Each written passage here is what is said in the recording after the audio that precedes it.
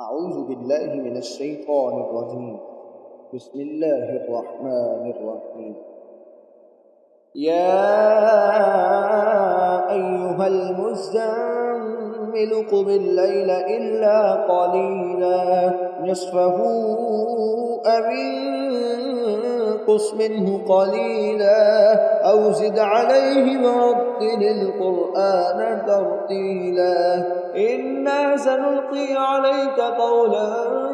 ثقيلا إن ناشئة الليل هي أشد وطئا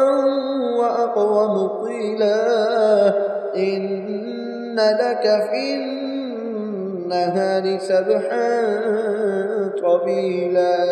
واذكر اسم ربك وتبتل إليه تبتيلا رب المشرق والمغرب لا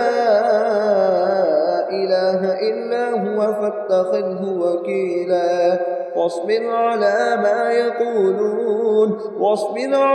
ما يقولون واهجرهم هجرا جميلا وذرني والمكذبين أولي النعمة ومهلهم قليلا إن لدينا أنكالا وجحيما وطعاما ذا غصة وعذابا أليما يوم ترجف الأرض والجبال وكانت الجبال كثيبا مهيلا إنا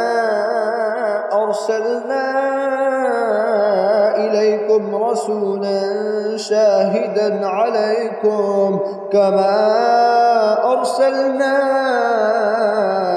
إلى فرعون رسولا فعصى فرعون الرسول فأخذناه أخذا وبيلا فكيف تتقون إن كفرتم يوما يجعل الولدان شيبا السماء منفطر به كان وعده مفعولا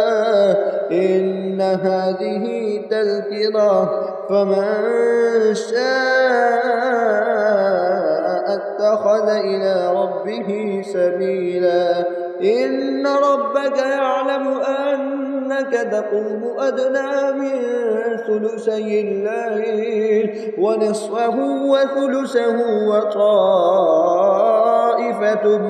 من الذين معك والله يقدر الليل والنهار علم أن لن تحصوه فتاب عليكم فقرأوا ما تيسر من القرآن علم أن سيكون منكم مرضى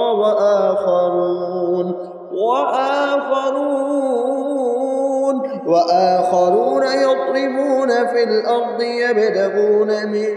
فضل الله وآخرون يقاتلون في سبيل الله فاقرؤوا ما تيسر منه وأقيموا الصلاة وآتوا الزكاة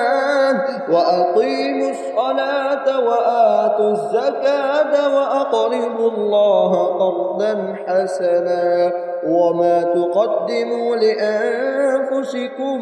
من خير تجدوه عند الله هو خيرا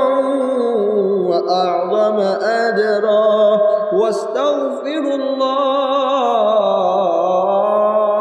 إن الله غفور